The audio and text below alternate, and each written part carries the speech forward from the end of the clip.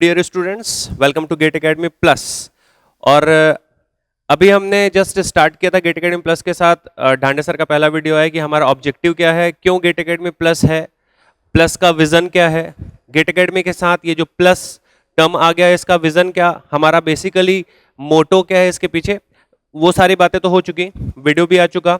Maths के बारे में अगर हम लोग बात कर रहे हैं तो मैथ्स का वीडियो आ चुका। तो मेरा अभी का इस वीडियो का मेन मकसद था कि यार आपको ये बताना कि आपका बुक का सिलेक्शन बहुत अच्छा हो। बुक जो सबसे अच्छी मैथमेटिक्स के लिए है, सबसे देखिए सारी की सारी बुक्स तो वैसे अच्छी होती है, मतलब किसी बुक को आप खराब नहीं बोल सकते, ठीक है।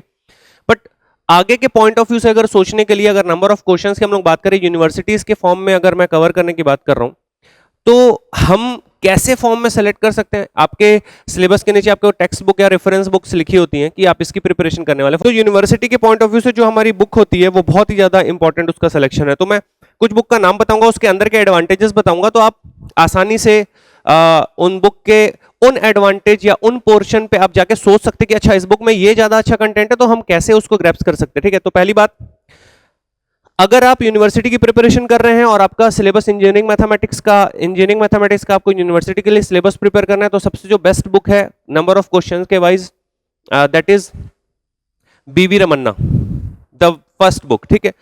अगर मैं सेकंड बुक की बात करूं, अच्छा बीवी रमन्ना की, पहले बीवी रमन्ना के अंदर की खासियत की बात कर ले, तो जो बीवी रमन्ना बुक्स हमारे पास है, तो बीवी रमन्ना की बुक में आप देखेंगे कि क्वेश्चंस तो दिए हुए हैं, ठीक है, स्टार्टिंग का कंसेप्ट दिया हुआ है, कंसेप्ट के बाद आपके क्वेश्चंस दिए हुए हैं, तो टर्मिनोलॉजी या सिंबॉलिक रिप्रेजेंटेशन वैसा ही है जैसा हम लोग आईआईटी में पेपर में देखते हैं, ठीक है।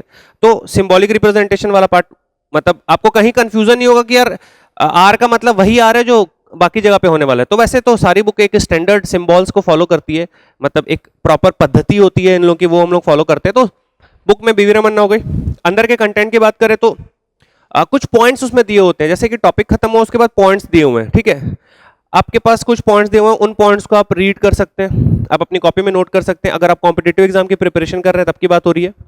इसका मतलब एक सेल्फ स्टडी करने वाले स्टूडेंट के लिए बीवी रमन्ना अच्छी बुक है। अगर वो स्टडी कर रहा है आगे के कॉम्पिटिटिव एग्जाम के साथ साथ यूनिवर्सिटी लेवल को तो करना ही है, ठीक है।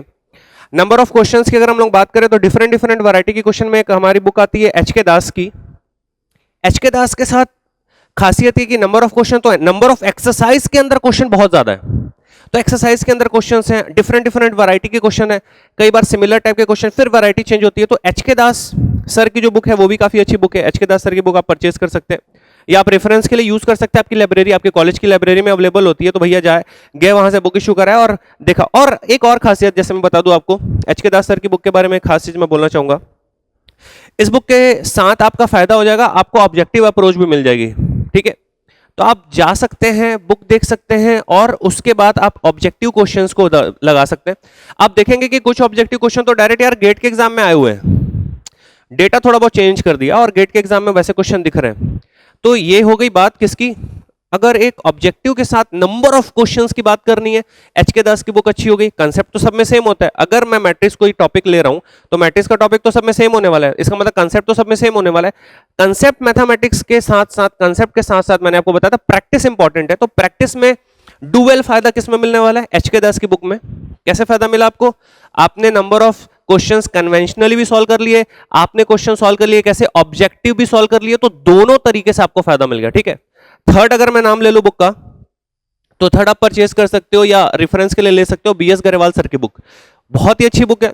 बट क्या वो बुक देखने के बाद क्या होता है ना, मतलब वो बुक, हालांकि सारी बुक काफी थिक, मतलब थिकनेस काफी ज्यादा, बट उस बुक को देखने के बाद ऐसा लगता है कि मतलब इतना सारा पढ़ना है, वैसा कुछ भी नहीं होता। अगर हम डिवाइड कर ले सिलेबस के हिसाब से, उस बुक में सारा कुछ दिया हुआ है, इनफैक्ट न्यूमेरिकल मेथड्स भी दिए हुए हैं। तो अगर हम सिलेबस के हिसाब से डिवाइड कर ले, तो सिलेबस के हिसाब से अगर आप डिवाइड करेंगे तो काफी कम आपको उसका कंटेंट यूज करने की नीड है। दैट मींस उसमें भी क्वेश्चंस बहुत सारे हैं, उसमें भी क्वेश्चंस बहुत सारे, इसका मतलब ये कि उसके अंदर के क्वेश्चंस भी अगर हम लोग लगा लेते हैं। अच्छा एक और चीज मैं बता दूं कि जब आप क्वेश्चन सॉल्व करेंगे तो आपको दिखेगा कि यार लगभग 50% क्वेश्चन सारी बुक में सेम है, इनफैक्ट कंटेंट भी सेम है, आंसर भी उसका सेम आ रहा है। मतलब ऑब्वियस सी बात है कि यार क्वेश्चन सेम होगा तो आंसर तो सेम आना ही है, मतलब उसमें तो कोई ऐसा नहीं कि एक बुक में आंसर सर 3 आ रहा है, एक में 3/2 आ रहा है, आप कैसे करें, आंसर तो सेम आने वाला है, ठीक है।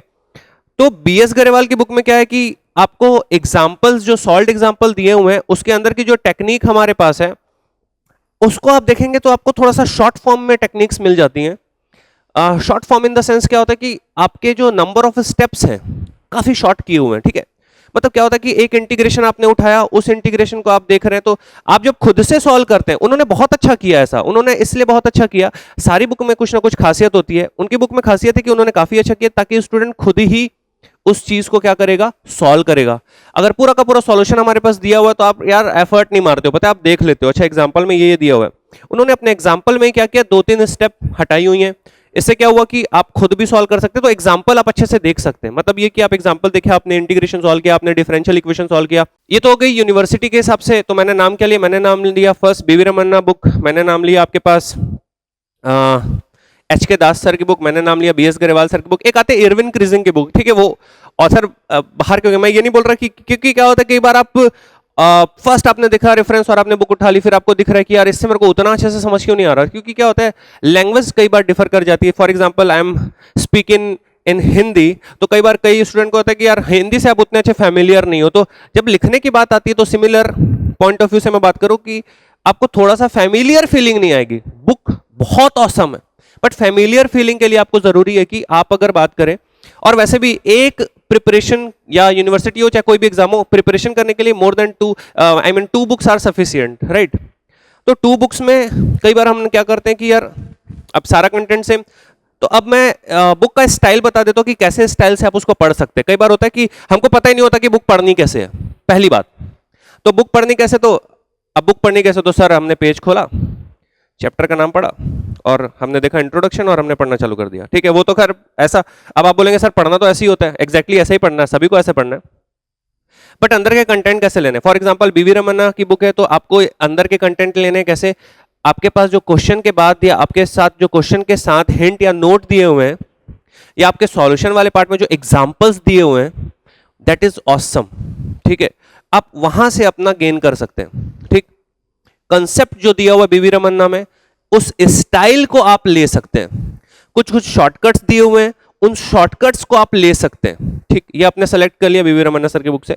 BS गरेवाल में नंबर ऑफ क्वेश्चंस की अगर मैं बात करूं, कन्वेंशनल क्वेश्चंस आप आराम से सॉल्व कर सकते हैं। एक एक्सरसाइज सॉल्व करने में आपको आराम से 2 दिन लगने वाला है, ठीक। क्योंकि नंबर ऑफ क्वेश्चन 35, 65, बहुत सारे क्वेश्चंस हैं, मतलब बहुत क्वेश्चन।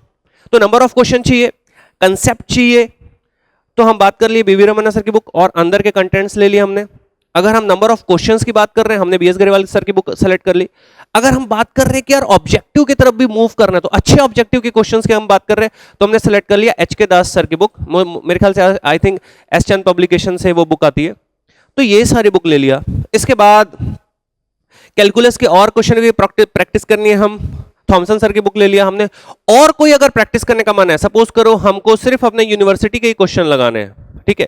अगर सिर्फ आपको यूनिवर्सिटी के ही क्वेश्चन लगाने, तो आप ये देख लिए कि आपकी यूनिवर्सिटी में कौन कौन से क्वेश्चंस आ रहे हैं, उन क्वेश्चंस का आपने सिलेक्शन कर लिया, उसी के हिसाब से आपने प्रिपरेशन कर ली, तो आपका ना बेस उतना ज्यादा स्ट्रांग नहीं होगा। कभी भी ऐसा नहीं करना चाहिए। आपको प्रिपरेशन कैसे करनी चाहिए कि यार एक यूनिवर्सिटी के क्वेश्चन आपने सॉल्व किए, फिर दूसरी यूनिवर्सिटी के सॉल्व किए, फिर तीसरी यूनिवर्सिटी के सॉल्व किए, नंबर ऑफ क्वेश्चन अगर आपके पास टाइम है।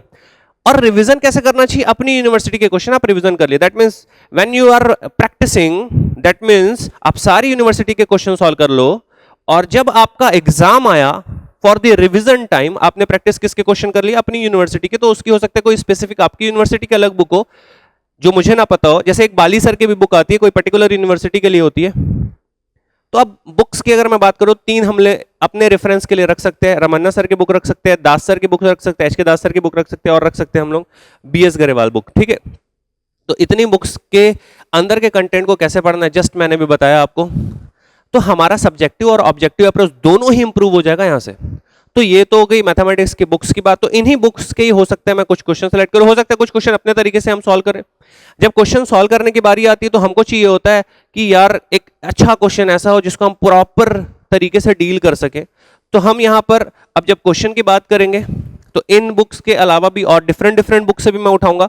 जब मैं बुक से उठाऊंगा तो मैं आपको ये नहीं बताऊंगा यार इस बुक का क्वेश्चन है, हमारा टारगेट होगा क्वेश्चन लेना। बुक किसी भी तरीके की कोई भी बुक हो, सारी की सारी बुक बहुत अच्छी होती है। हमारा मेन मकसद है कि कहां से हम कौन सा कंटेंट कैसे ले रहे हैं, वो बहुत इंपॉर्टेंट है, ठीक है। तो चलिए ये तो हो गई मैथमेटिक्स की बुक्स की बात। मैं और भी ऐसे आपको बताते रहूंगा बीच बीच में। मैं क्वेश्चन सॉल्विंग अप्रोच या कंसेप्ट देने के अलावा बीच बीच में कुछ कुछ बातें आपको बताते रहूंगा कि आपको गेन करने के लिए तरीका क्या होना चाहिए, या अगर कौन सी बुक से, अगर मैं कोई टॉपिक उठा रहा हूं तो कौन सी बुक से आपको उस टॉपिक को कर लेना चाहिए, वो सारी भी बात भी हम करने वाले हैं। क्योंकि देखिए मैक्सिमम नंबर ऑफ क्वेश्चन करा देना मेरे लिए पॉसिबल नहीं होगा, तो आपको खुद प्रैक्टिस करनी मैक्सिमम नंबर। सपोज मैंने एक क्वेश्चन सॉल्व किया, आपको करने 10, सपोज मैंने 2 क्वेश्चन सॉल्व करने कर लिए, आपको करने 50। तो यार ये क्वेश्चन की बात आती है तो आपको नीड होती है एक अच्छी बुक की, ठीक है। तो क्वेश्चन के सिलेक्शन के लिए या कंसेप्ट के लिए मैंने आपको बुक का नाम बता दिया, तो वैसा ही टाइप का आपको प्रिपरेशन करना पड़ेगा जैसा टाइप का आपका गोल है। अगर आप फ्यूचर में सोच रहे हैं कि मेरा ऑब्जेक्टिव पर्पस वाला गोल मैथ से होने वाला है, तो आप वैसी बुक सेलेक्ट करें जैसा मैंने प्रीवियस अभी आपको बताया। तो बुक का selection is very very important. एक बहुत ही अच्छी बुक, स्टार्टिंग में ही बोला गया है कि बुक के लिए बोला गया है कि यार इंसान की सबसे अच्छी दोस्त या एक मनुष्य के सबसे अच्छे मित्र पुस्तक होती है, किताब होती है ना। तो आप अच्छी बुक का सिलेक्शन करें, ये बहुत ही ज्यादा इंपॉर्टेंट है। Okay, thank you so much.